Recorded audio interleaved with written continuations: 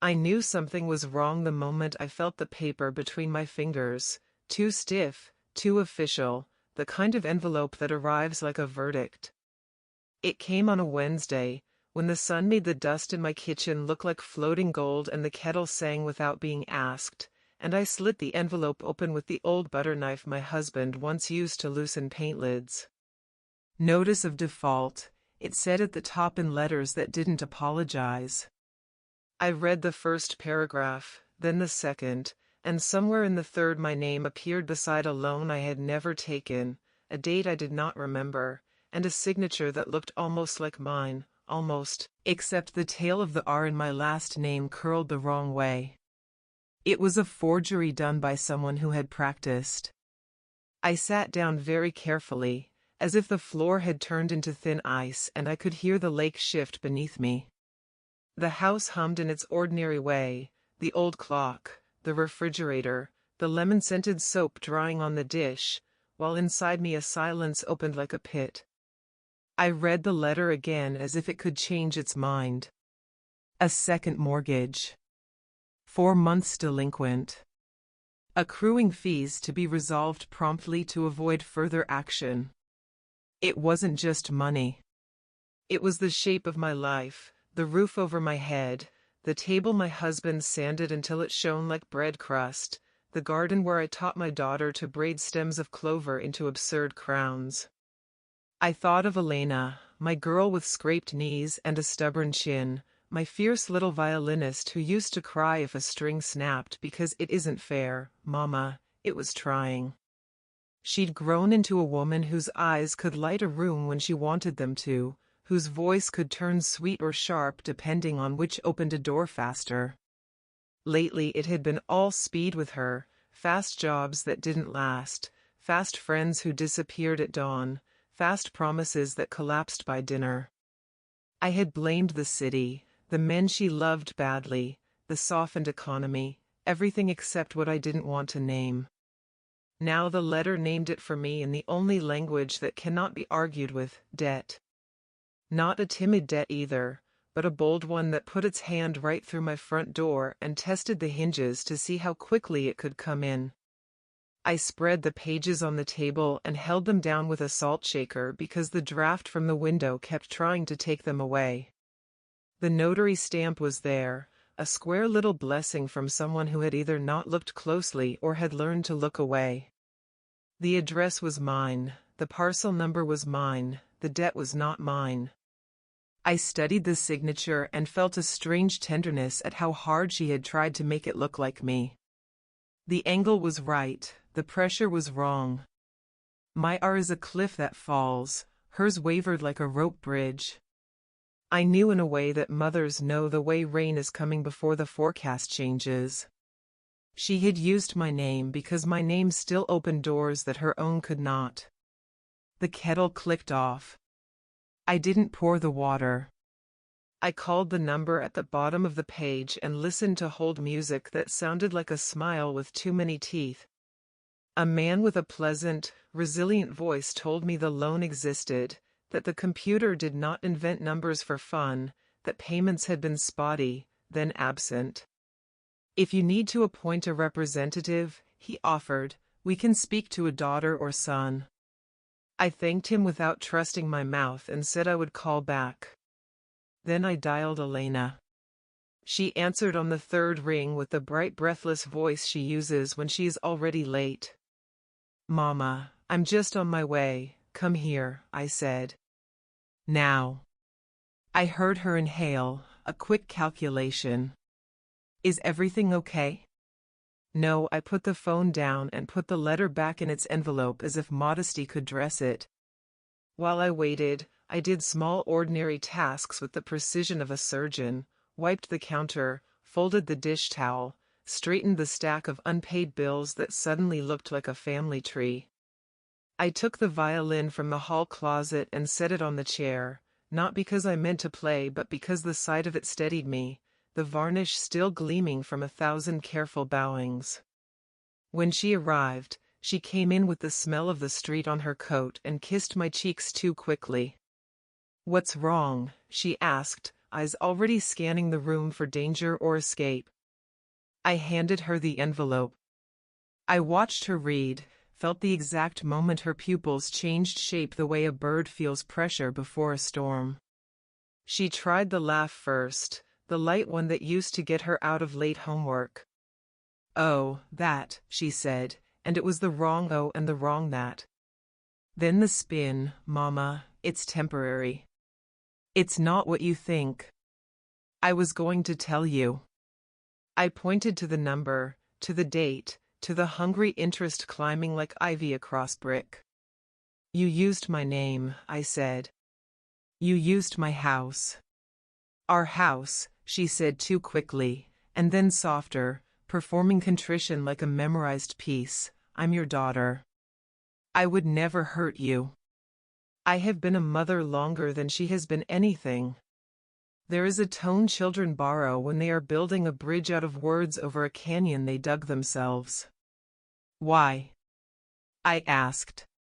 She lifted her chin. "It's a consolidation, that's all. Just to catch up. I had some problems. You know the job. The rent. I thought I'd refinance and then switch it back." She said refinance as if the syllables were good luck.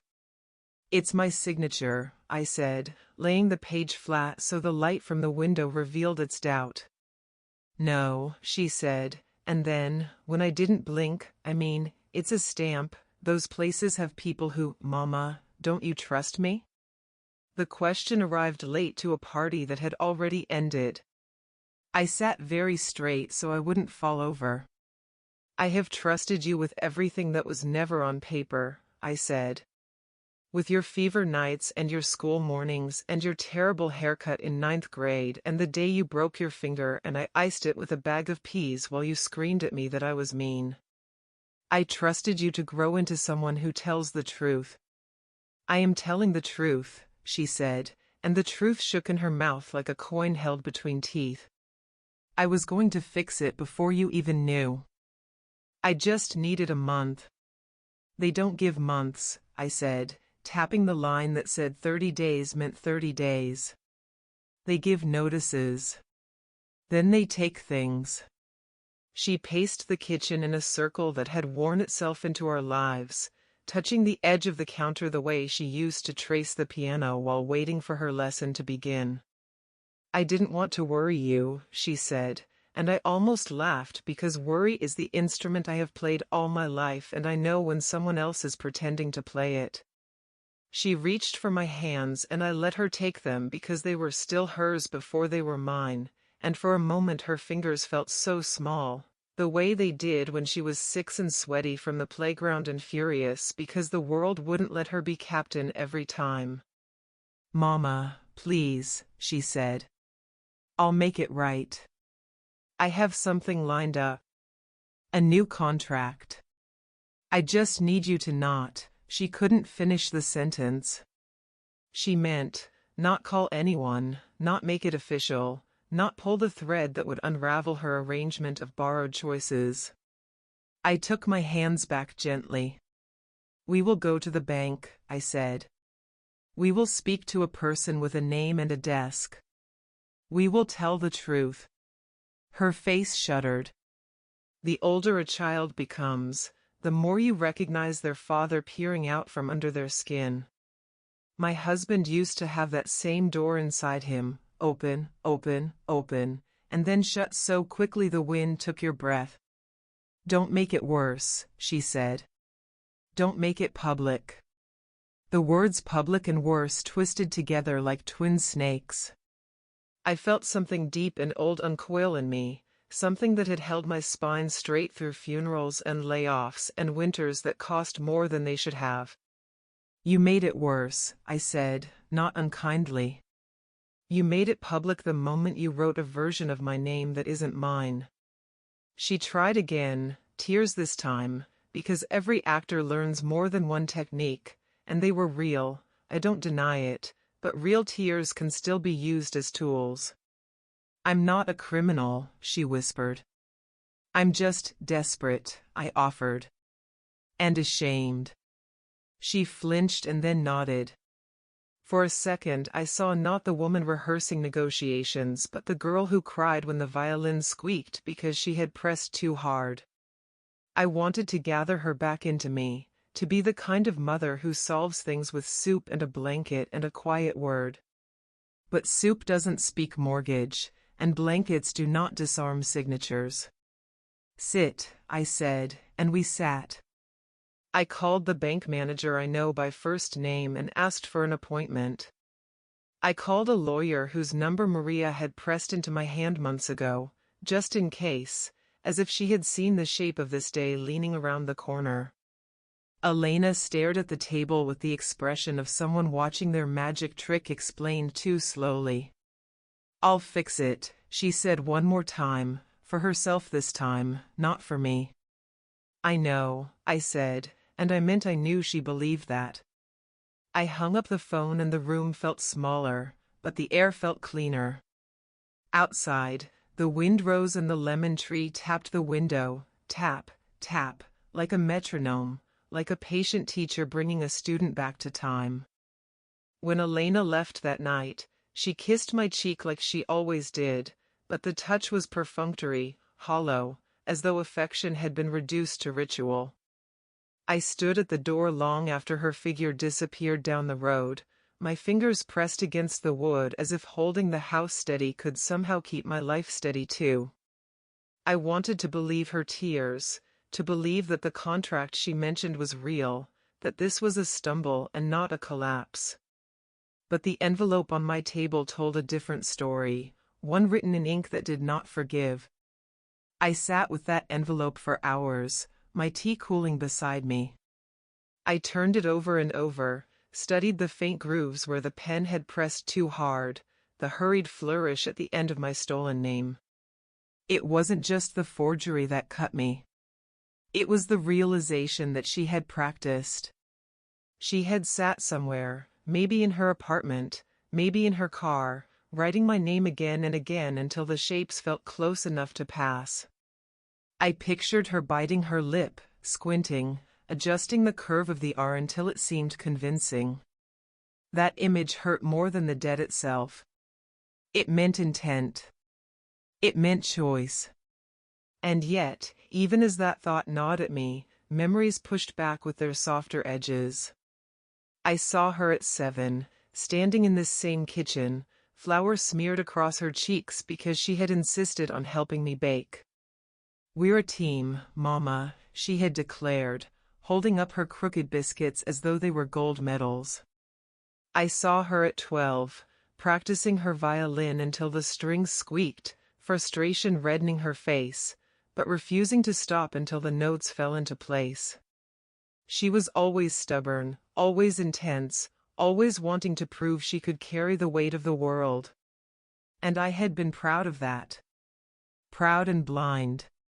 Her father used to say I spoiled her, that I let her win too many battles because I couldn't bear to see her cry. Maybe he was right. I let her quit piano when she said the teacher was unfair, even though I suspected she just hated scales. I let her borrow money for rent in her 20s without pressing too hard on why jobs seemed to vanish so quickly. I told myself it was loyalty, that a mother's role was to believe, to lift, to shield.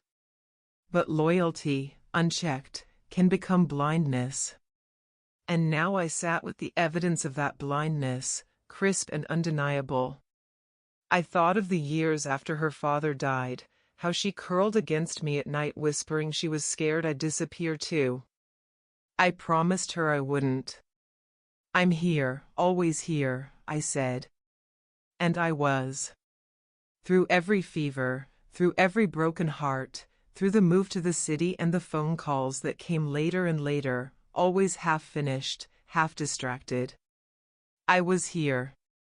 And yet she had chosen to take the very roof over my head and gamble it against debts she didn't want me to see.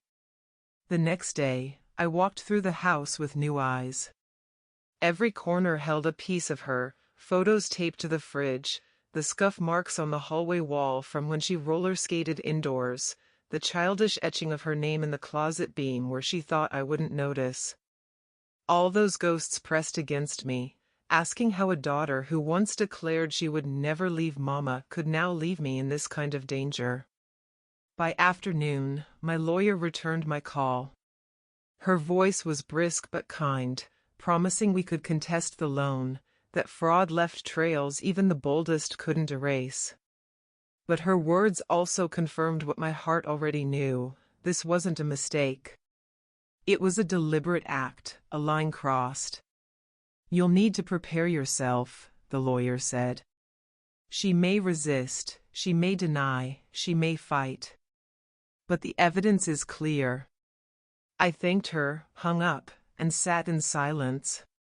My hands folded neatly in my lap, my back straight.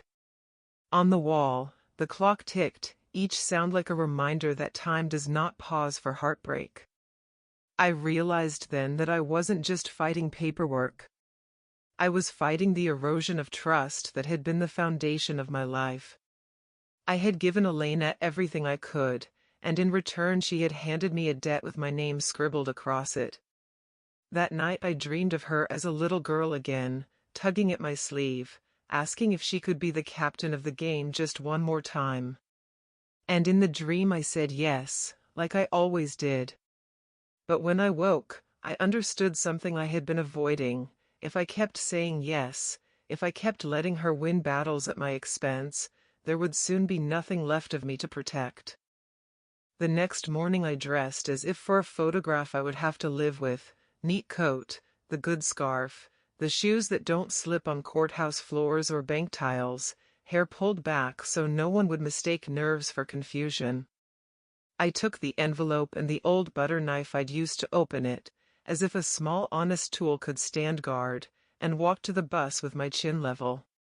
At the branch the manager greeted me by name, the same woman who once handed Elena a lollipop shaped like a daisy, and she led me behind the glass to a room where paper becomes verdict. I laid the notice on the desk, placed my ID beside it, and said, "This isn't mine." She studied the signature through a magnifier, the way a jeweler leans into a stone looking for flaws, and then she turned her monitor so I could see what a computer remembers when humans lie: a timestamp at 11:43 p.m., an IP address not mine, a device listed as mobile, unknown, a notary reference with the word remote beside it like a joke without a punchline. "We'll flag it and open a fraud file," she said, voice careful. "You'll need to sign an affidavit. It will snow paperwork for a while." I signed my own name with the weight of a person reclaiming the sound of it. We set a branch-only password, an odd word my husband used to mutter when a stubborn screw finally caught thread, and she printed a temporary freeze on changes to title and contact. "I'm sorry," she added, a human sentence that did not fix anything but placed a hand on the mess. When I stepped back onto the sidewalk, Elena was there leaning against the bus shelter, coat open to the cold like defiance could warm her. She had always been quick. I forget that quickness applied to damage too. "You went to the bank," she said, not asking. "You could have called me." "I did," I said, "yesterday. Today I called the truth." She laughed, that small brittle laugh people wear when they need the air to vibrate so their thoughts don't. "You're being dramatic. It's a numbers thing. I have a contract starting next week, and then what?" I asked. "Then you swap my name back into my life?" She scowled. "God, Mama, listen to yourself. This is why I didn't tell you. You make everything a catastrophe." I wanted to tell her that catastrophes don't begin in mothers' voices, they begin in daughters' hands reaching for pens they haven't earned, but I swallowed it because anger is a flare that shows even your weak spots. "Walk," I said, and we did, past the florist with buckets of carnations shivering in water, past the pharmacy where they still remember my husband's cough syrup. She kept pace half a step ahead, as if leading would rewrite the scene. "If you had just waited a week," she said, No one would have known. The refinance would have cleared. She used refinance like a saint's name. Elena, I said, you have been promising me weeks for a year. She stopped so suddenly a woman behind us had to swerve. The look on my daughter's face held every age at once, the child certain the world was unfair, the teenager certain I was, the woman certain certainty itself could buy time. I needed help, she said, and the word landed not as a plea but a verdict against me, as if withholding consent were cruelty. And I needed honesty, I answered. We are both late. We reached my gate and she followed me inside without being asked, because habit is the last thing to die. In the kitchen she set her bag down and unzipped it with a fast, decisive sound, pulling out a narrow folder the color of expensive oatmeal. Since you love paperwork, she said brightly, too brightly, let's do this right. I talked to a friend.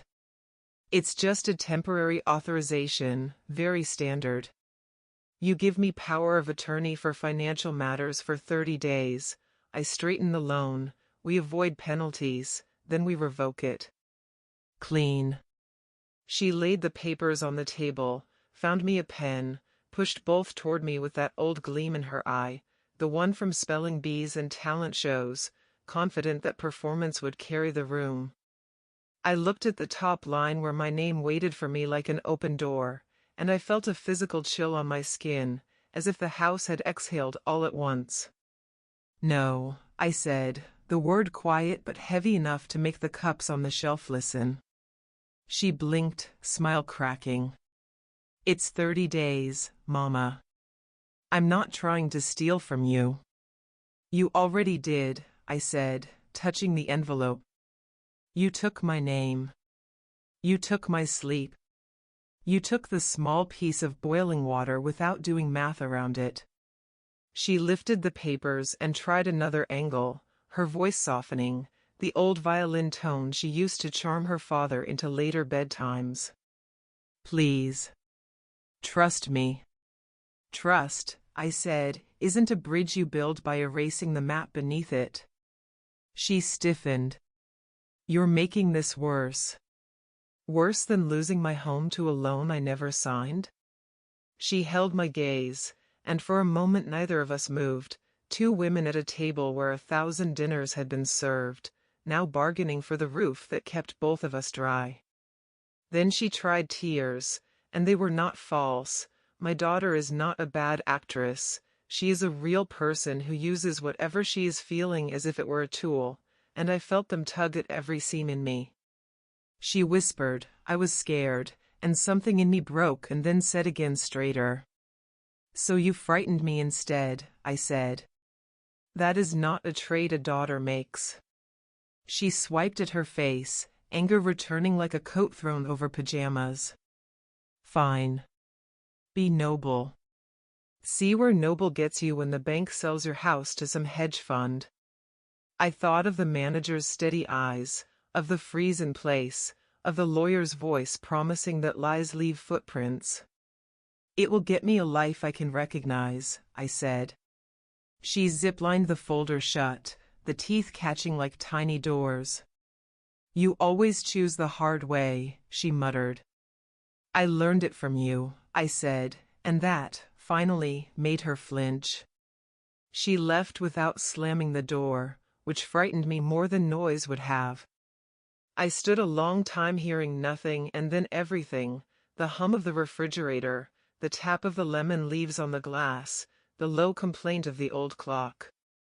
I called my lawyer and told her about the POA papers, and she told me to bring them in sealed, to log the time and date, to photograph the pages before I touched them.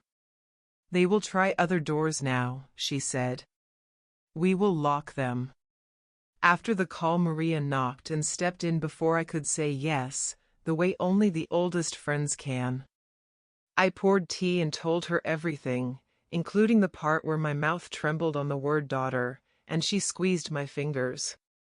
This is not love versus law, she said. This is love defending itself with law. We labeled a manila folder evidence in all caps with my thick black marker, and I slid into it copies of the notice, the affidavit, the POA attempt, a note in my own hand describing the bank's log details. The folder felt ridiculous in its smallness and necessary in its weight. That night Elena texted a single line, "I hope you're happy," and I stared at it until the words unthreaded into separate letters. Happy is a word for birthdays and good soups. What I felt was something truer and less pretty, steadiness. I placed the phone face down, turned off the kitchen light, and said out loud to the empty room what I'm sure the lemon tree already knew: I love her, and I will not surrender my life to prove it. The days that followed felt like waiting for a storm that refuses to declare itself. Every sound in the house was sharper, every knock at the door heavier. I tried to keep my routines intact, watering the plants, writing down expenses in my ledger, reading the paper with my morning tea, but underneath each gesture lay a taut thread of vigilance. Maria checked in daily, sometimes with bread, sometimes only with her steady presence, but even her warmth could not dissolve the dread that Elena would return with another plan, another folder, another weapon dressed as care. The first real strike came by mail again. This time it was not a notice of debt, but a letter from a law office I had never heard of, the paper thick, the header elaborate. "We represent Ms. Elena, surname," it began, the words already feeling like a betrayal drawn up in professional ink. They spoke of shared interest, of protective management, of temporary assignment of rights, phrases that masked theft beneath polite syllables. My lawyer called it bluff and posture, the early notes of a symphony they assumed I would not have the strength to resist. But the mere sight of my daughter's name at the top of a page that sought to unmake me set something cold in my bones. That evening Elena came in person. No warning this time, no kiss on the cheek, just the scrape of the gate and her figure in the kitchen doorway. She carried no flowers, no food, not even pretense, only herself and her certainty. "You're making this harder than it has to be," she said, voice sharp. "I could have smoothed it all by now if you had just signed." I looked at her the way you look at a stranger wearing your child's face. "Smoothed for who?" I asked. "For me," she said, too quickly, then added, "for us. For the family. You're clinging to things you don't need. Do you think you can handle all this forever? Do you think the world won't eventually take it from you anyway?" Her words struck deeper than she knew. Age is a weight you carry even when your back is straight. Yes, I tire more easily. Yes, sometimes I forget a word until it comes back like a bird landing late. But I am not absent. I am not gone. I can handle what is mine, I told her. What I cannot handle is a daughter who believes she deserves it before I am finished.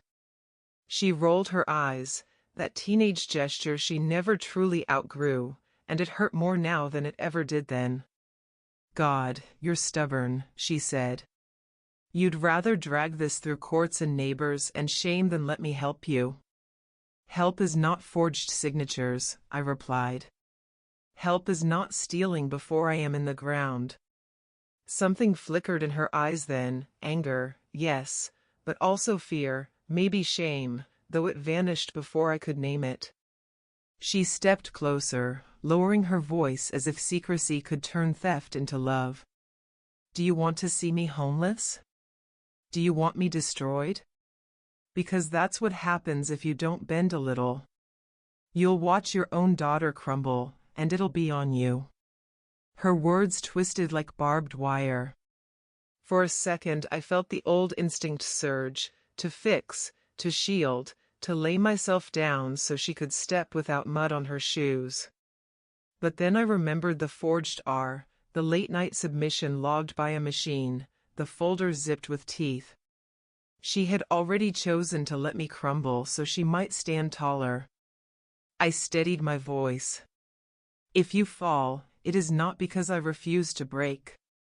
It is because you chose cliffs instead of bridges." She slammed her palm against the table then, startling even herself. "Fine. Do it your way. But don't come crying when they take it all from you." She stormed out, the door banging this time, echoing like a verdict down the hallway. I sat very still, the tremor in my hands visible even to myself. Later, I gathered the new letter, the notes of our confrontation, and slid them into the evidence folder. My lawyer's words repeated in my head, "They will try other doors." Tonight my daughter had tried guilt, tomorrow perhaps pity, next week maybe fury. But the locks held. And though my heart ached in ways I could not put into words, beneath it a fire spread, small but steady.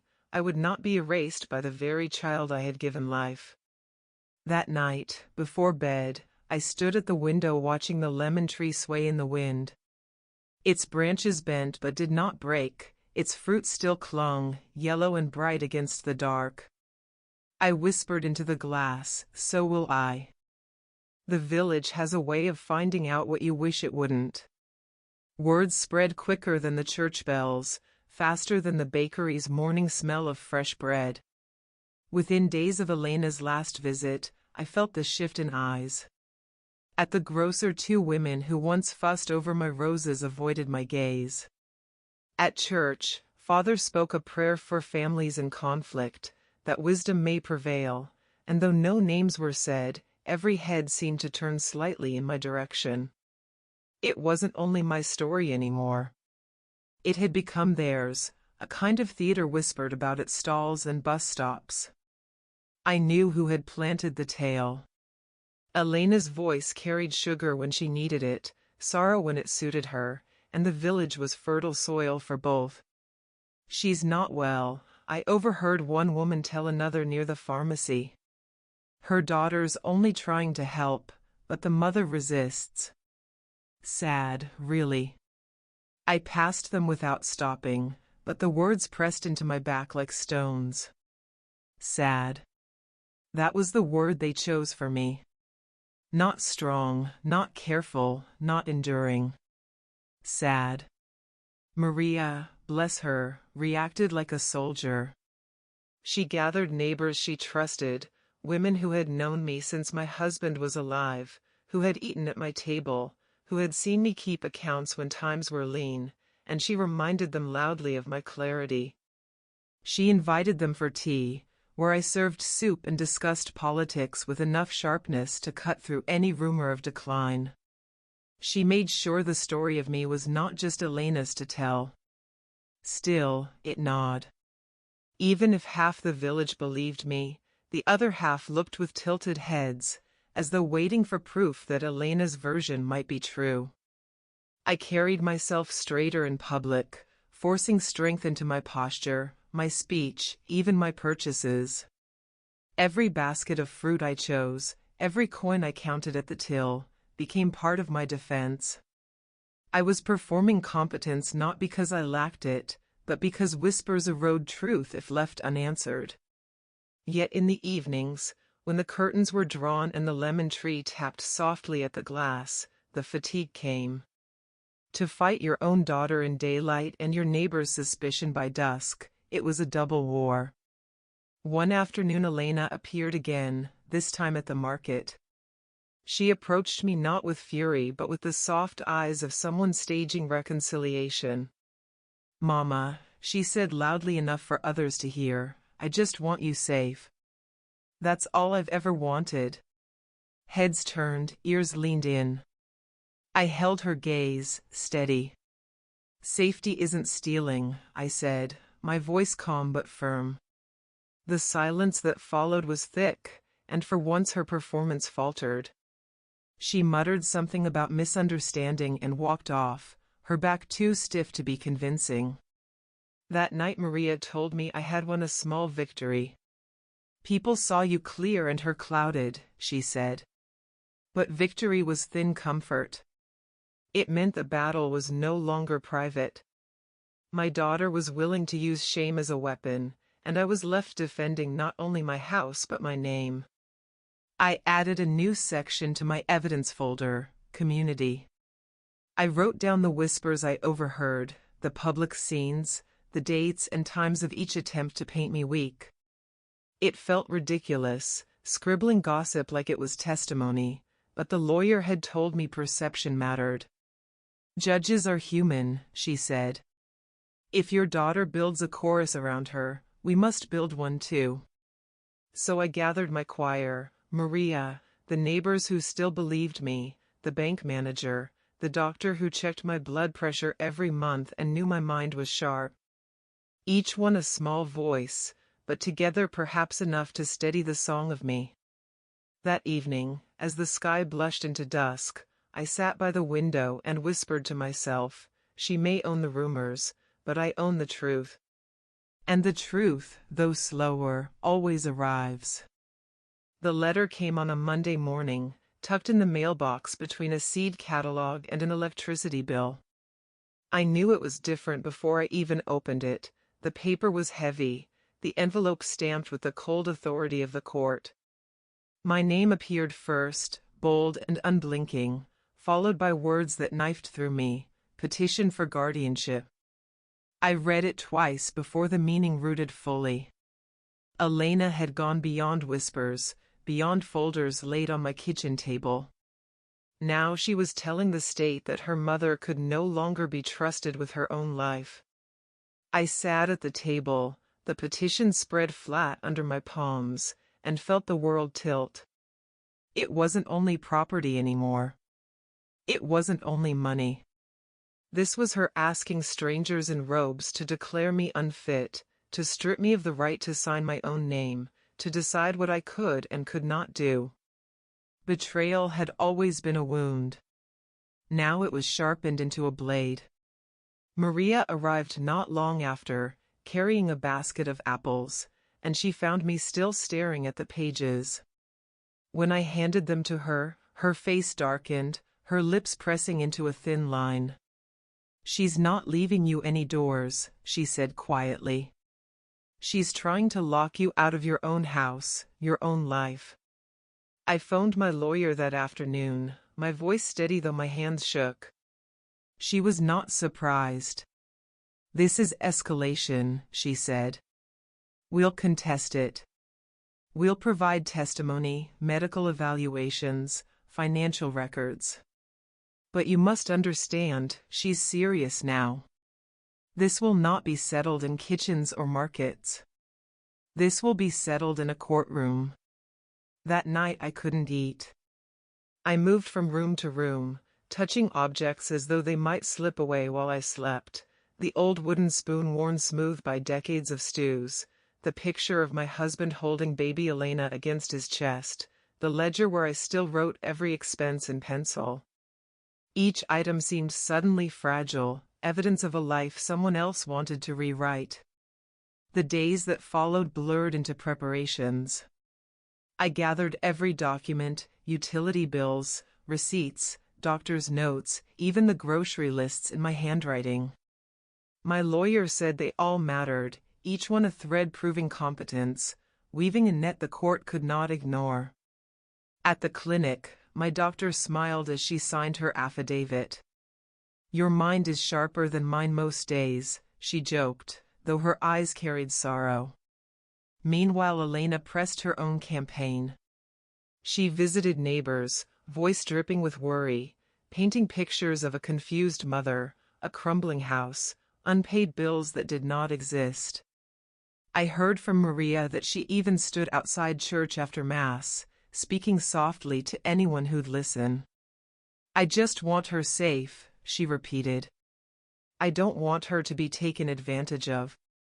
It was clever, accused me of frailty, and anyone who defended me might be accused of manipulation. At night, I felt the house itself lean closer, as though the walls understood the threat. The lemon tree scratched its rhythms on the glass, tap-tap, like a patient reminder, "Bend, don't break." I whispered back, "I won't." When the notice of hearing arrived, the date circled in red ink by a clerk's indifferent hand, I felt both dread and clarity. The fight was no longer looming. It had arrived. I looked at my reflection in the kitchen window, the lines on my face, the silver threaded through my hair, and I thought, let them see me as I am. I will not shrink. I will not vanish. The courthouse smelled of polish and paper, that particular mix of dust and disinfectant that clings to every hallway where people go to prove who they are. Maria walked beside me, her arm linked through mine, though I insisted my steps were steady. I wore my best coat, the one with the deep pockets, and inside them I carried tissues, a pen, and the little leather notebook where I had written down every detail of the past months, dates, times, words that cut. It felt like armor, even if no one else could see it. Elena was already there when we entered, standing with her lawyer at the front of the room. She wore a pale blouse, her hair brushed sleek, her expression carefully composed into sorrow. To the unknowing eye, she looked every inch the concerned daughter, a woman reluctantly forced to take responsibility for an ailing parent. She didn't look at me when I walked past, but I felt her awareness like heat on my back. The judge arrived, gavel striking wood, and the room hushed into that particular silence of authority. Elena's lawyer rose first, his voice smooth, each word rolling as though practiced in a mirror. He spoke of worry, of a mother showing signs of confusion, of financial instability and the risk of exploitation. He cited the wellness check, the false mortgage, and painted them as evidence of decline rather than fraud. I wanted to leap to my feet, to shout that the forgery was her doing, but my lawyer's hand on mine stilled me. "Patience," she whispered. "We answer in turn." Then Elena herself was called. She stepped to the stand, eyes wide and glistening, her voice trembling just enough to sound fragile but not enough to sound false. She spoke of unpaid bills, all lies, of missed doctor's appointments, I never missed one, of neighbors concerned about my memory, concern she had sown herself. She dabbed at her eyes with a tissue, and a murmur of sympathy rippled through the benches. "I only want her safe," she said softly, and for a moment even I almost believed the performance. When it was my turn, the courtroom seemed to tilt. I stood slowly, spine straight, each step measured. Sworn in, I answered each question with precision, careful not to wander, careful not to let grief spill into anger. Yes, I manage my bills. Here are the records. Yes, I cook, I garden, I keep my home. Yes, I recall the dates of every letter I have received. My voice was steady, each word a stone and a foundation I refused to let them topple. When my lawyer asked why I believed this petition had been filed, I paused. The silence was thick, everyone leaning forward. "Because my daughter is not protecting me," I said at last. "She is protecting herself. She forged my name on a loan. She has tried to frighten me into surrendering my house. She is not saving me. She is stealing from me." My words cracked slightly at the end, but the crack was truth, and it rang louder than any performance. Elena's eyes flicked to mine then, sharp as glass, the mask slipping for just a moment. I saw the anger there, the defiance, the fear of being exposed. She looked away quickly, whispering to her lawyer. The judge gave no verdict that day. "Further testimony will be required," he said, voice neutral. The gavel struck again, and the session ended. As people filed out, I felt Maria squeeze my hand. "You spoke like iron," she murmured. But my knees were trembling beneath my coat. Elena passed me on her way out, her perfume brushing the air between us. She didn't speak, but her look said enough, this wasn't over. And I knew she was right. It had only begun. By the end of that week, The whole village seemed to know that my daughter was taking me to court. Some spoke of it directly, others only with tilted heads and half-phrases, but I could feel the air tighten around me wherever I went. At the bakery, the woman at the counter avoided my eyes as she wrapped the bread, and I caught the quick murmur behind me, "Poor thing, must be slipping." At the post office, a man I'd known since childhood asked loudly if I needed help filling out the forms. These were people who had seen me balance ledgers, run church events, nurse Maria through flu. Now, because of Elena's careful whispers, they looked at me as though I were already fading. It was Anna last time with Daniel, now, it was Elena with her talent for performance. She played the dutiful daughter in public, eyes wide, shoulders slightly hunched, as though carrying the weight of a frail mother who could no longer carry herself. I heard she lingered outside church after Mass, speaking softly to parishioners, telling them she worried I might forget the stove on, that I sometimes misplaced things, that bills went unpaid. Lies, every one of them, but lies thrive when wrapped in concern. She means well, I overheard one neighbor tell another. At least she cares. Maria, always fierce, refused to let the stage belong to her. She invited half the parish into my kitchen one evening, served soup, and asked me to read aloud the latest newspaper. I did, steady and clear, even quoting passages from memory. "Does this sound like confusion?" Maria asked, her eyes flashing. The women nodded, chastened, but I knew rumor doesn't dissolve in a single meal. It lingers, clings, mutates. Meanwhile, the letters continued. Another from Elena's lawyer, worded like a sermon, full of phrases like duty of care and fiduciary responsibility. My own lawyer said not to answer directly, everything flows through me now, but I've filed them anyway, each envelope a weight in my growing archive.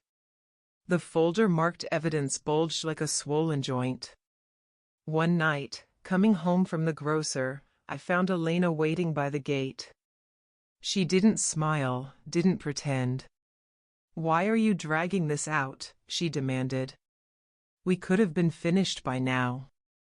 I carried my bags past her, my silence louder than any answer. She followed me to the porch, voice rising. "Do you want to humiliate me? Is that it? You'd rather parade this through the courts than let me fix things quietly?" I set the groceries down and finally turned. "You forged my name," I said. "You lied to the bank. You lied to the neighbors. You lied to me. That is not fixing." For a moment, her mask cracked and I saw the rawness beneath, the desperation, the fear. But then her face hardened again. "You'll regret this," she hissed. "They'll see soon enough. Everyone will." And she walked away, heels striking the pavement like punctuation. That night, I couldn't sleep. I sat by the window, the lemon tree whispering against the glass. I remembered Elena as a little girl standing under that same tree, sticky with juice, grinning as she held up a fruit twice the size of her hand. "Look, Mama," she had said. "It's ours." And I wondered how a child who once shared so eagerly could now try to take everything as though nothing had been shared at all. But in that grief there was also clarity. She could weave gossip, she could stage performances, she could even drag me before a judge. But the truth was still mine. And truth, though slower than lies, has a way of arriving all the same. The second hearing felt different from the first. The benches were fuller, the air thicker, the whispers more eager. Word had spread, and now the courthouse had become another stage where neighbors and acquaintances came to watch the unraveling of a family. I sat at the wooden table beside my lawyer, my hands folded to still their trembling, my notebook tucked in my bag like a talisman. Across the aisle Elena sat with her lawyer, shoulders squared, expression carved into worry. She looked younger somehow in that room, as if she'd peeled back her age to better play the role of the dutiful daughter carrying too much burden. The judge called for order, and her lawyer rose first. This time they brought witnesses. A man from the bank was called, someone who had processed the false loan. He shuffled papers, cleared his throat, and said he had received authorization under my name but could not verify it in person. My lawyer pressed him on the details, and under questioning his answers faltered: remote notarization, late-night submissions, inconsistencies in the signature. Still, the mention of my name on those forms carried weight, like a stain that even truth cannot scrub out fully. Then came Mrs. Harris from down the street, called by Elena herself. She stood wringing her hands, speaking nervously but clearly enough. I saw her one morning at the market. She seemed confused about the prices. She asked the same question twice. A ripple of murmurs swept the room. I wanted to shout that everyone forgets numbers sometimes, that I had been tired that morning, that confusion is not incompetence. My lawyer objected gently, reminding the court that isolated observations do not prove incapacity, but the words hung in the air anyway. Finally, Elena took the stand again. Her voice cracked with practiced tremor as she described finding me disoriented, of unpaid bills stacked on the counter, false, of nights where she claimed I had left the lights on, an invention. "I love my mother," she said, tears spilling down her cheeks. "I just can't watch her decline and do nothing. Someone has to protect her, even if she doesn't want to be protected." Those words burned more than any accusation. To say she was protecting me while cutting me open, there was cruelty in that softness. When my turn came, I stood straighter than I felt. I answered each question carefully: dates of bills, doctor's appointments, events in the village. My lawyer handed me receipts, and I identified them with steady voice. "Yes, that is my handwriting. Yes, I paid that on the 15th. Yes, I recorded it in my ledger." Each answer was a stone laid back into the foundation of my competence. Then I looked at the judge and spoke without prompting. "For 60 years I have managed my life, my household, my family. I raised my daughter alone after my husband passed. I worked, I saved, I built. I am not confused. I am betrayed. Betrayal does not erase clarity. It sharpens it." The courtroom hushed, and I let the silence carry my words. When the gavel finally fell, the judge announced that more testimony would be required, more evidence, more time. No verdict yet, only waiting. But as I gathered my papers, I felt eyes on me, not all of them doubtful. Some looked thoughtful, even softened. Truth had cracked the mask, even if only a little. Elena swept past me on her way out, her perfume sharp, her whisper colder than any shout: "You're embarrassing yourself." And me. I did not answer. I let her words fall like leaves on stone. That night, back home, I placed the day's papers in the evidence folder, thicker now than any photo album I had ever kept. I set it beside my husband's picture and whispered, "They want to bury me alive. But I am still breathing." The weeks between hearings stretched like a rope pulled too tight. Each day brought its small skirmishes, each night the quiet ache of exhaustion. I tried to keep to my routines, the ledger, the tea, the sweeping of floors, but even ordinary tasks felt heavier under the gaze of a village that no longer knew what to believe. At the grocer, one woman greeted me kindly, asking after my health, but her eyes slid to the clerk with a knowing look, as though she expected me to fumble my change. At church, I caught whispers behind me: "She looks fine today, but you know how it is, sometimes they slip." They. I had become a category, no longer just myself. Maria fought like a lioness, snapping at gossip wherever she heard it, defending me with the ferocity of blood. But I knew her defense only fueled some tongues further. Of course her friend insists she's fine, one man muttered near the bus stop. That's what friends do.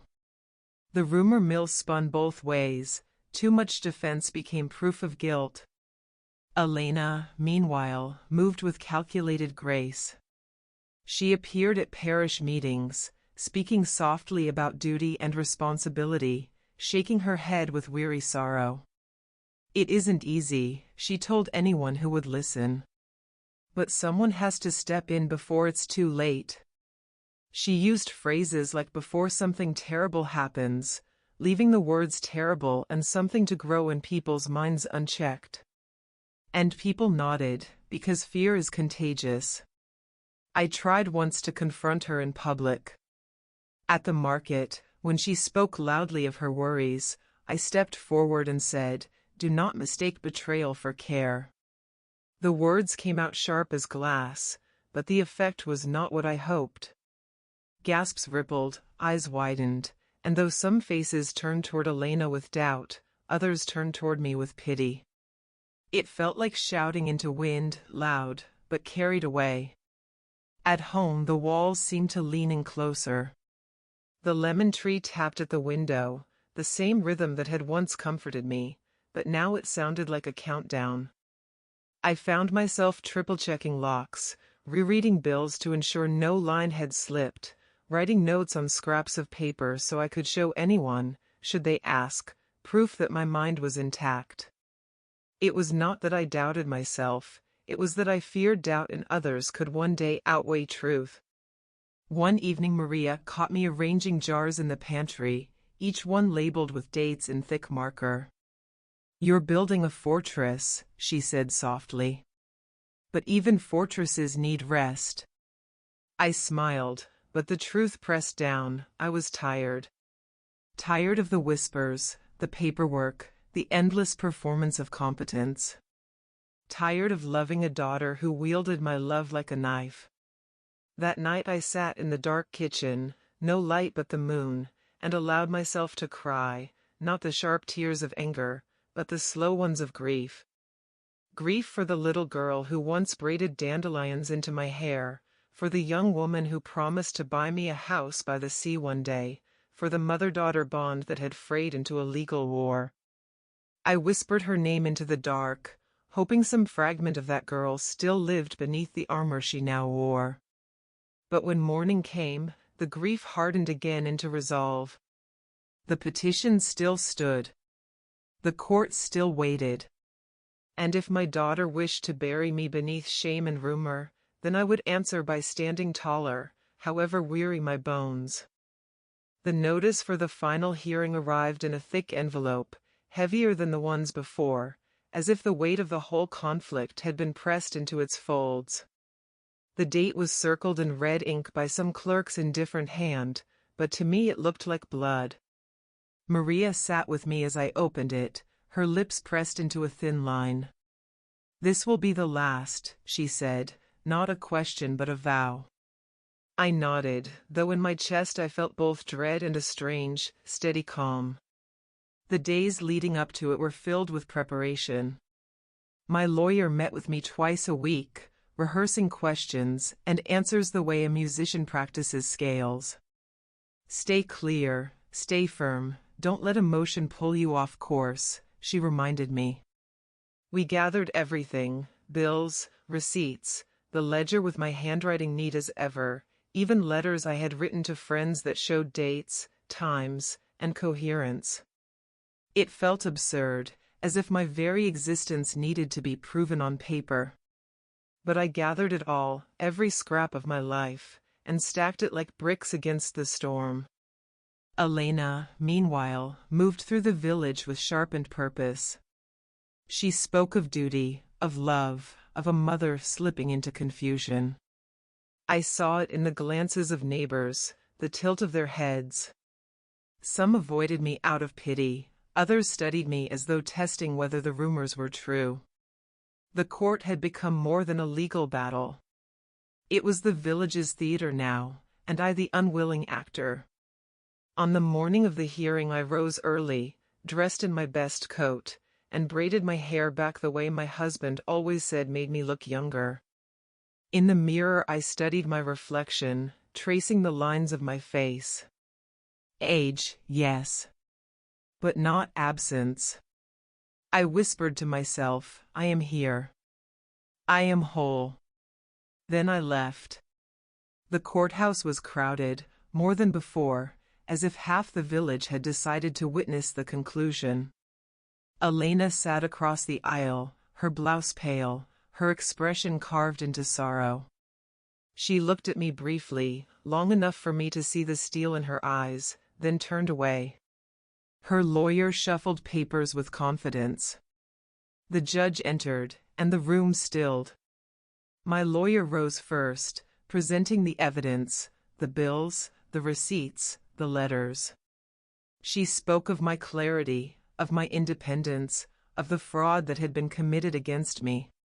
She held up the forged signature, compared it to my real one, pointed out the hesitation in the stroke, the tale of the curling wrong. She reminded the court that fraud is not protection, that theft does not become love simply because it wears the name of daughter.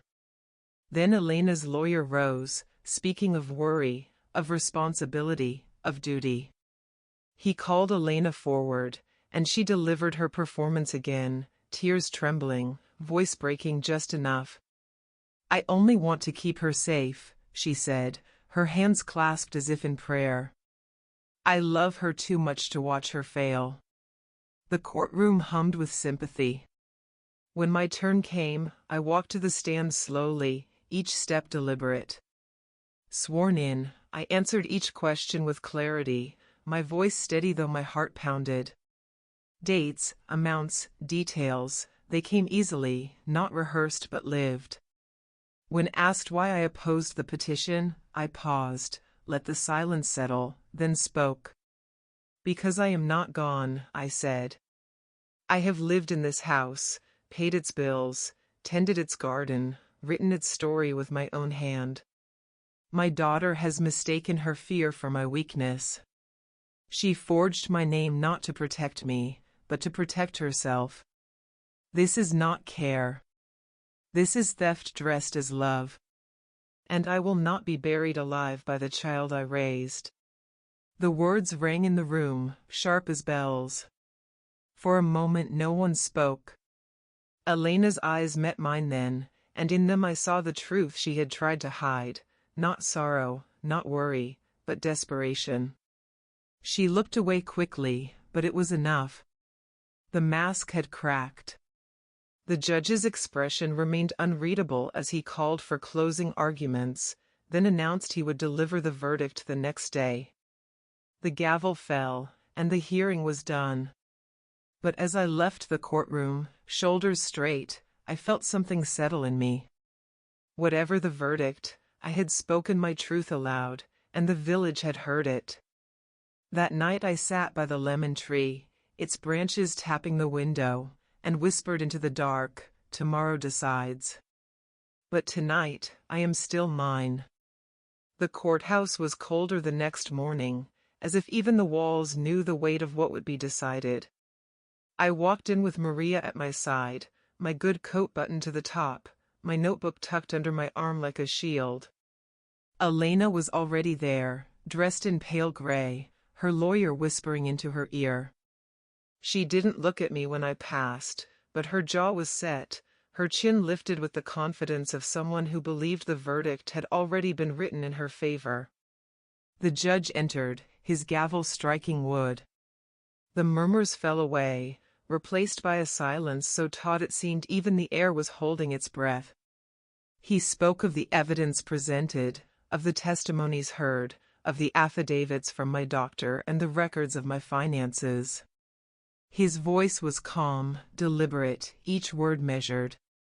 Then he spoke of the forgery, the irregularities in the loan, the inconsistencies in Elena's story. At that, I saw her shoulders stiffen, her hand tighten on the table. Finally, he delivered the words that landed like stones dropping into a well. The petition for guardianship was denied. My rights and my estate remained in my control. The court finds no evidence of incapacity, he said, only evidence of conflict. The matter of fraud is referred for further investigation. The gavel fell, and with it a great weight lifted from my chest. Relief surged through me, hot and shaking, but it carried grief with it too, because the victory was not without cost. I glanced across the aisle. Elena sat frozen, her eyes wide, her face pale. For a moment I thought she might turn toward me, might reach across the chasm she had dug. But she only gathered her papers in silence, stood, and walked out of the room without a word. Neighbors lingered in the benches, their eyes on me. Some nodded, some avoided my gaze, ashamed of having doubted. Maria squeezed my hand so tightly it hurt, whispering, "It's over. You won." But I did not feel like a victor. I felt like a woman who had saved her home but lost her daughter. Back at the house, I set the thick folder of evidence on the table beside my husband's photo. I touched the frame lightly. "It's safe," I whispered. "The house, the name, the life we built, they're still ours." The lemon tree outside swayed gently, its branches brushing against the window like a blessing. That night, I lit a single candle and sat in the quiet. I thought of Elena as a child with flour on her cheeks, as a teenager practicing violin until her fingers ached, as a young woman promising me the world. I thought of her now, leaving the courthouse with her face turned away. And I accepted the truth. I had defended myself, but I could not save her from the hunger that drove her. Still, I was not broken. I was here, whole, with my house and my name and my story still mine to tell. The battle had scarred me, yes, but it had also carved something sharp into my heart, the knowledge that love can wound, but dignity can endure. As the candle burned low, I whispered the words aloud, not to Elena, not even to myself, but to the darkness that had tried to claim me. I remain. I am not gone. And I will not be erased.